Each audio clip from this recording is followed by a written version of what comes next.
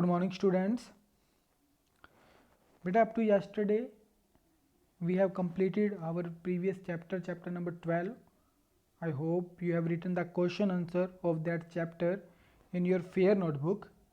So today we are going to start a new chapter number 13, Light, Shadow and Images. It's chapter number 13, Light, Shadow and Images. So in this chapter we will discuss about what is light, how shadow is formed and what are images. ये सब हम इस chapter में पढ़ेंगे. So firstly, light. What can you see around yourself in absolutely dark surrounding? अगर आपके चारों ओर अंधेरा होगा तो आप क्या देख पाएंगे अपने चारों ओर? Will it make some difference is the visibility of a light candle? अगर हम एक कैंडल को वहाँ पर लेकर आएंगे तो आपको कुछ चीज़ें विजिबल होंगी. And what if a bright lamp is brought there, अगर हम किसी भी चमकदार चमकीले लैम्प को वहाँ पर लेकर आएंगे तब क्या होगा? तो ईच केस में क्या होगा, जब आप एक डार्क रूम में होंगे तो आपको कुछ भी दिखाई नहीं देगा. अगर आप एक कैंडल को वहाँ पर लेकर आओगे तो आपको बहुत सी चीज़ें वहाँ पर विजिबल होंगी. जितनी भी चीज़ें आपके किसी भी रूम में हैं तो वो आपको सभी चीज़ें विजिबल होंगी. और अगर आप एक ब्राइट लैम्प को वहाँ पर लेकर आओगे तो ऑलमोस्ट सभी चीज़ आपको वहाँ पर विजिबल होंगी. So this what is this is possible? This is possible because of the light. ये सब चीज़ें किससे पॉसिबल है? लाइट से. हम कब किसी चीज़ को देख पाएंगे? जब किसी भी ऑब्जेक्ट की लाइट फॉल होगी, जब किसी भी ऑब्जेक्ट पर लाइट फॉल होगी और वहाँ से रिफ्लेक्ट होकर हमारे आइज तक पहुँचेगी तब हम उस ऑब्जेक्ट को देख पाएंगे. जब किसी ऑब्जेक्ट पर लाइट फॉल होगी और वहाँ से रिफ्लेक्ट होकर हमारे आइज तक पहुँचेगी तभी हम उस ऑब्जेक्ट को देख पाएंगे. That's why we can't see in the dark room. हम डार्क रूम में क्यों नहीं देख पाते? क्योंकि जो लाइट है वो किसी ऑब्जेक्ट पर फॉल होकर वहाँ से रिफ्लेक्ट होकर हमारी आइज तक नहीं पहुँचती. क्योंकि वहाँ पर लाइट किसी ऑब्जेक्ट पर फॉल होकर वहाँ से रिफ्लेक्ट होकर हमारे आइज तक नहीं पहुँचती, इसलिए वहाँ पर पड़े ऑब्जेक्ट को हम देख नहीं सकते. So this is light. So next one is characteristics of light. Light की क्या characteristics हैं? So light is an form of energy. Light क्या है? एक energy की form है which sensitize our eyes and enable us to see the object around us. जो हमारे eyes को क्या करती हैं? सेंस देती हैं. क्योंकि जब लाइट हमारे आइज तक रिफ्लेक्ट होकर पहुंचेगी तभी हम ऑब्जेक्ट को देख पाएंगे. Second characteristics, it travel in a straight line. जो लाइट होती है वो एक स्ट्रेट लाइन में ट्रैवल करती है. लाइट जो होगी वो एक स्ट्रेट लाइन में ट्रैवल करेगी. Third one, it is the fastest travelled energy. Light की स्पीड जो होती है वो काफ़ी तेज होती है. It travel with the speed of 3 lakh kilometre पर second.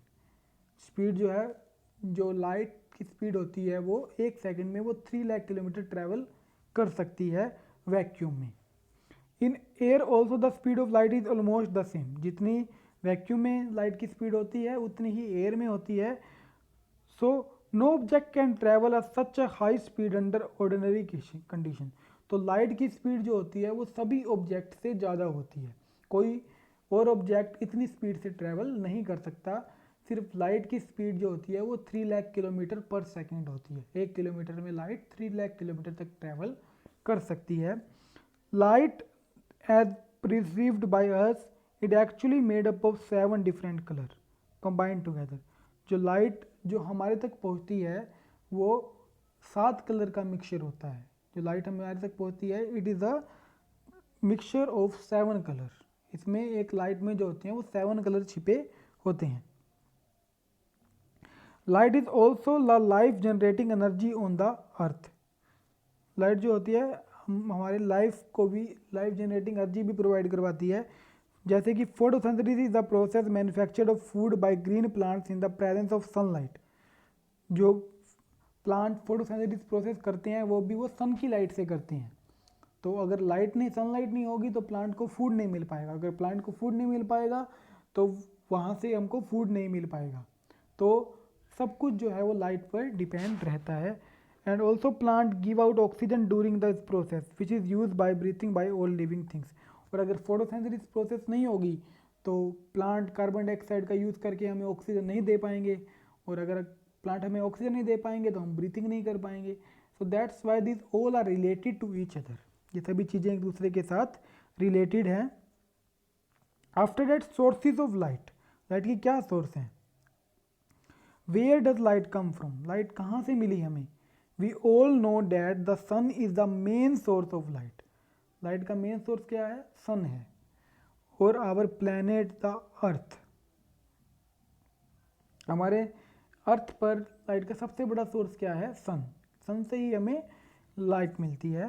The part of the earth which face the sun and receive light from it is illuminated and experience day. इसका मतलब क्या हुआ? अर्थ के जिस पार्ट पर सनलाइट फॉल करती है वहाँ पे डे होता है, और जो अर्थ का जो पार्ट सन से दूर होता है वहाँ पर नाइट होती है. तो the part of the earth which is near to the sun there is the day, and the part of the earth which is away from the sun does not receive light from it. जहाँ पर sun की light नहीं पहुँचती तो वहाँ पर dark होगा, वहाँ पर अंधेरा होगा, एंड एक्सपीरियंस नाइट, और वहाँ पर नाइट होगी.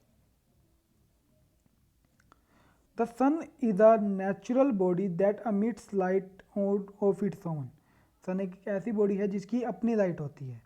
तो such body which emit light of their own. जो जिस ऑब्जेक्ट की अपनी लाइट होती है उन्हें हम क्या कहते हैं? Luminous object. तो such bodies which emit light of their own. जिन ऑब्जेक्ट की अपनी अपनी लाइट होती है उन्हें हम लूमिनस ऑब्जेक्ट कहते हैं. तो the star and firefly are natural luminous bodies. क्योंकि इनकी अपनी खुद की लाइट होती है और ये नेचुरली होती है, मतलब कि प्राकृतिक होती है, तो इनको नेचुरल लूमिनस बॉडीज कहा जाता है. Does the glowing bulb also emit light of its own just like the sun. क्या एक बल्ब जो ग्लो कर रहा है, बल्ब जो जल रहा है, तो क्या वो भी अपनी लाइट को emit करता है? Yes, it emit light but it is not a natural object. जो बल्ब होता है वो एक नेचुरल ऑब्जेक्ट नहीं है. जो बल्ब है वो एक नेचुरल ऑब्जेक्ट नहीं है. It is made by man. ये क्या है? मैन के द्वारा बनाया जा रहा है. ठीक है. Object which are made by man to emit light are called man made luminous bodies. तो जो मैन के द्वारा बनाया जाए वो मैन मेड लूमिनस ऑब्जेक्ट, और जो हमें नेचर से मिले वो नेचुरल लूमिनस ऑब्जेक्ट. जो मैन के द्वारा बनाए वो मैन मेड लूमिनस ऑब्जेक्ट होती हैं. Lighted tubelight, burning candle, glowing lamp, glowing lantern, initiated matchsticks, etc. Some more example of man-made artificial luminous bodies. ये सब किसके एग्जाम्पल हैं? आर्टिफिशियल लुमिनस बॉडीज, जो कि मनुष्य के द्वारा बनाए जाते हैं. There are such other body जैसे कि stone, building, trees, chair which do not emit light of their own. कुछ ऐसी बॉडीज भी हैं जैसे कि स्टोन, ट्रीज, चेयर, इनकी अपनी लाइट नहीं होती. Such bodies are called non luminous bodies. जिन बॉडीज़ की अपनी लाइट नहीं होती और जो लाइट एमिट नहीं करते उन्हें हम नॉन लूमिनस ऑब्जेक्ट कहते हैं. The moon is also a non luminous body. Moon भी एक नॉन लूमिनस बॉडी है. क्यों है? क्योंकि उनकी अपनी लाइट नहीं होती. मून अपनी लाइट एमिट नहीं करते, वो सन की लाइट को रिफ्लेक्ट करते हैं, इसलिए उन्हें क्या कहा जाता है? नॉन लूमिनस ऑब्जेक्ट कहा जाता है. Similarly if viewed from space the earth also shine as bright blue ball due to the light of the sun falling on its surface. तो अगर हम स्पेस से देखें तो अर्थ भी एक ब्लू बॉल की तरह दिखाई देती है जो सन की लाइट से एमिटिंग करती है. तो अर्थ भी क्या है? अर्थ भी एक नॉन लूमिनस ऑब्जेक्ट है क्योंकि उसकी अपनी लाइट नहीं है, वो सन की लाइट से हमें दिखाई दे रही है.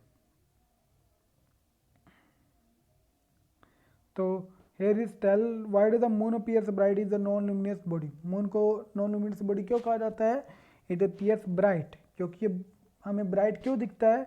To the light from the sun falling on it, क्योंकि मून पर सन की लाइट फॉल करती है. तो it gives out the same light that is receive from the sun. तो मून हमें वही लाइट देता है जो उसे सन से रिसीव होती है. मून की अपनी लाइट नहीं होती, मून अपनी लाइट एमिट नहीं कर रहा है, तो इसलिए इसे नॉन लुमिनस ऑब्जेक्ट की कैटेगरी में रखा गया है. So up to here you will read today. Okay students, so read it very carefully. Okay, thank you.